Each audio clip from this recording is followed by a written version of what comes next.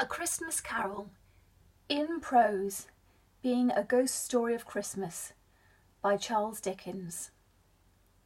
Stave 1. Marley's Ghost. Marley was dead, to begin with. There is no doubt whatever about that.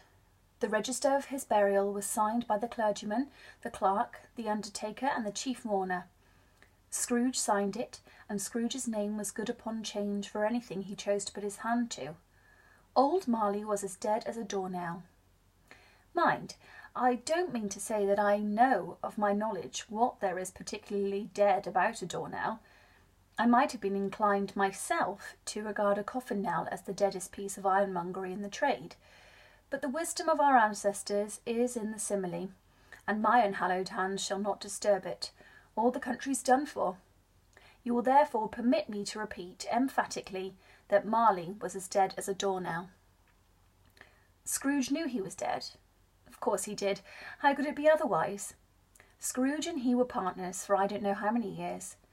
Scrooge was his sole executor, his sole administrator, his sole assign, his sole residuary legatee, his sole friend and sole mourner. And even Scrooge was not so dreadfully cut up by the sad event, but that he was an excellent man of business on the very day of the funeral, and solemnized it with an undoubted bargain. The mention of Marley's funeral brings me back to the point I started from. There is no doubt that Marley was dead. This must be distinctly understood, or nothing wonderful can come of the story I am going to relate. If we were not perfectly convinced that Hamlet's father died before the play began, there would be nothing more remarkable in his taking a stroll at night, in an easterly wind, upon his own ramparts, than there would be any other middle-aged gentleman rashly turning out after dark in a breezy spot, say St. Paul's churchyard, for instance, literally to astonish his son's weak mind. Scrooge's name never painted out old Marley's name. There it stood years afterwards, the warehouse door, Scrooge and Marley. The firm was known as Scrooge and Marley. Sometimes people new to the business called Scrooge, and sometimes Marley, but he answered to both names. It was all the same to him. Oh, but he was a tight-fisted hand at the grindstone, Scrooge, a squeezing, wrenching, grasping, scraping, clutching, covetous old sinner. Hard and sharp as flint, from which no steel had ever struck out generous fire, secret and self-contained and solitary as an oyster. The cold within him froze his old features, nipped his pointed nose, shrivelled his cheek, stiffened his gait, made his eyes red, his thin lips blue, and spoke out shrewdly in his grating voice. A frosty rime was on his head, and on his eyebrows and his wiry chin. He carried his own low temperature always about with him. He iced his office in the dog days and didn't thaw it out 1 degree at Christmas. External heat and cold had little influence on Scrooge. No warmth could warm, no wintry weather chill him. No wind that blew was bitterer than he. No falling snow was more intent upon its purpose, no pelting rain less open to entreaty. Foul weather did not know where to have him. The heaviest rain and snow and hail and sleet could only boast of the advantage over him in only one respect. They often came down handsomely, and Scrooge never did. Nobody ever stopped him in the street to say with a gladsome looks, "My dear Scrooge, how are you? When will you come to see me?" No beggars implored him to bestow a trifle, no children asked him what o'clock it was, no man or woman ever once in all his life inquired the way to such and such a place of Scrooge. Even the blind men's dogs appeared to know him, and when they saw him coming on, would tug their owners into doorways and up courts, and then would wag their tails as though they said, "No eye at all is better than an evil eye, dark master." But what did Scrooge care? It was the very thing he liked. To edge his way along the crowded paths of life, warning all human sympathy to keep its distance, was what the knowing ones call nuts to Scrooge. Once upon a time, of all the good days in the year, on Christmas Eve, old Scrooge sat busy in his counting-house. It was cold, bleak, biting weather, foggy, withal, and he could hear the people in the court outside go wheezing up and down, beating their hands upon their breasts and stamping their feet upon the pavement stones to warn them. The city clocks had only just gone 3, but it was quite dark already. It had not been light all day, and candles were flaring in the windows of the neighbouring offices, like ruddy smears upon the palpable brown air. The fog came pouring in at every chink and keyhole, and was so dense without that although the court was of the narrowest, the houses opposite were mere phantoms. To see the dingy cloud come drooping down, obscuring everything, one might have thought that nature lived hard by and was brewing on a large scale. The door of Scrooge's counting-house was open, that he might keep his eye upon his clerk, who, in a dismal little cell beyond a sort of tank, was copying letters.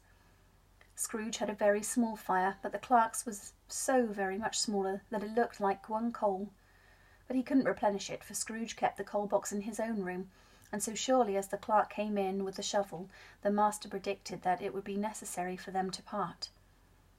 Wherefore the clerk put on his white comforter and tried to warm himself at the candle, in which effort, not being a man of strong imagination, he failed. "A Merry Christmas, uncle! God save you!" cried a cheerful voice. It was the voice of Scrooge's nephew, who came upon him so quickly that this was the first intimation that he had of his approach. "Bah!" said Scrooge. "Humbug!" He had so heated himself with rapid walking in the fog and frost, this nephew of Scrooge's, that he was all in a glow. His face was ruddy and handsome, his eyes sparkled, and his breath smoked again. "Christmas a humbug, uncle?" said Scrooge's nephew. "You don't mean that, I am sure." "I do," said Scrooge. "Merry Christmas! What right have you to be merry? What reason have you to be merry? You're poor enough." "Come then," returned the nephew gaily. "What right have you to be dismal? What reason have you to be morose? You're rich enough." Scrooge, having no better answer ready on the spur of the moment, said "Bah!" and again followed it up with "Humbug!" "Don't be cross, uncle," said the nephew. "What else can I be," returned the uncle, "when I live in such a world of fools as this? Merry Christmas! Out upon Merry Christmas! What's Christmas time to you but a time for paying bills without money, a time for finding yourself a year older but not an hour richer, a time for balancing your books and having every item in 'em through round dozens of months presented dead?" "If I could work my will," said Scrooge indignantly, "every idiot who goes about with Merry Christmas on his lips should be boiled with his own pudding and buried with a stake of holly through his heart, he should." "Uncle!" pleaded the nephew. "Nephew!" returned the uncle sternly. "Keep Christmas in your own way and let me keep it in mine." "Keep it?" replied Scrooge's nephew. "But you don't keep it." "Let me leave it alone then," said Scrooge. "Much good may it do you. Much good it has ever done you." "There are many things from which I might have derived good, by which I have not profited, I dare say," returned the nephew.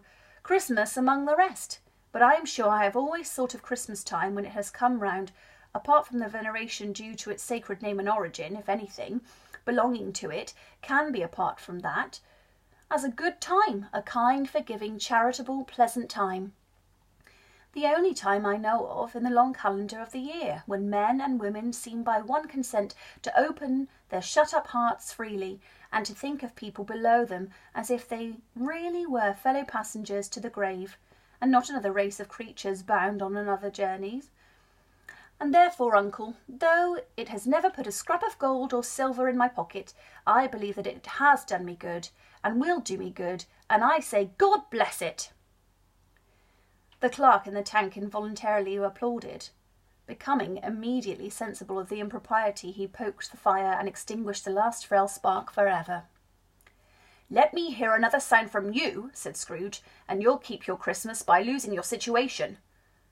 You're quite a powerful speaker, sir," he added, turning to his nephew. "I wonder you don't go into Parliament." "Don't be angry, uncle. Come, dine with us tomorrow." Scrooge said that he would see him. Yes, indeed he did. He went the whole length of the expression, and said that he would see him in that extremity first. "But why?" cried Scrooge's nephew. "Why?" "Why did you get married?" said Scrooge. "Because I fell in love." "Because you fell in love," growled Scrooge, as if that were the only one thing in the world more ridiculous than a Merry Christmas. "Good afternoon." "Nay, uncle, but you never came to see me before that happened. Why give it as a reason for not coming now?" "Good afternoon," said Scrooge. "I want nothing from you. I ask nothing of you. Why cannot we be friends?" "Good afternoon," said Scrooge. "I am sorry with all my heart to find you so resolute. We have never had any quarrel to which I have been a party. But I have made the trial in homage to Christmas, and I'll keep my Christmas humour to the last. So a Merry Christmas, Uncle." "Good afternoon," said Scrooge. "And a Happy New Year." "Good afternoon," said Scrooge. His nephew left the room without an angry word, notwithstanding.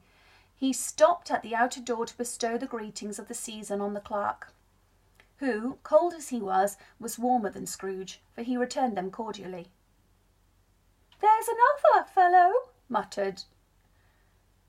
he muttered.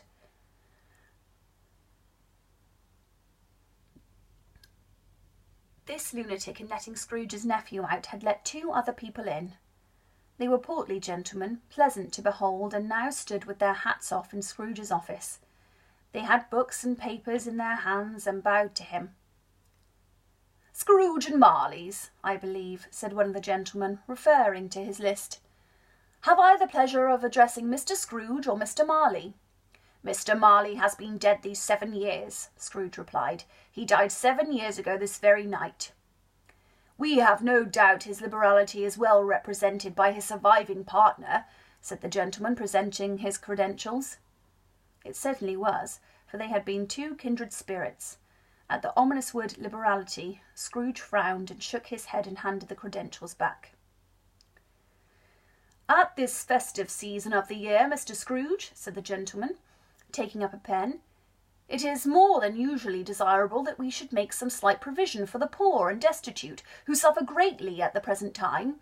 Many thousands are in want of common necessities. Hundreds of thousands are in want of common comforts, sir." "Are there no prisons?" asked Scrooge. "Plenty of prisons," said the gentleman, laying down the pen again. "And the Union workhouses?" demanded Scrooge.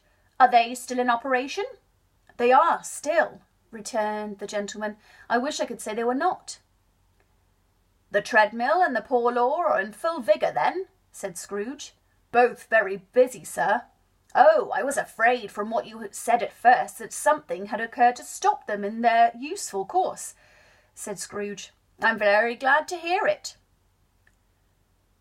"Under the impression that they scarcely furnish Christian cheer of mind or body to the multitude," returned the gentleman, "a few of us are endeavouring to raise a fund to buy the poor some meat and drink, and means of warmth. We chose this time because it is a time of all others when want is keenly felt and abundance rejoices. What shall I put you down for?" "Nothing," Scrooge replied. "You wish to be anonymous." "I wish to be left alone," said Scrooge. "Since you ask me what I wish, gentlemen, this is my answer. I don't make merry myself at Christmas, and I can't afford to make idle people merry. I help to support the establishments I have mentioned. They cost enough, and those who are badly off must go there. Many can't go there, and many would rather die."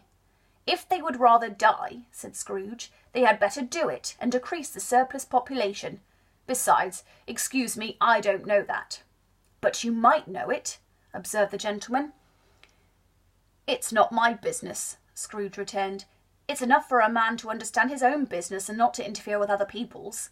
Mine occupies me constantly. Good afternoon, gentlemen." Seeing clearly that it would be useless to pursue their point, the gentlemen withdrew. Scrooge resumed his labours with an improved opinion of himself, and in a more facetious temper than was usual with him.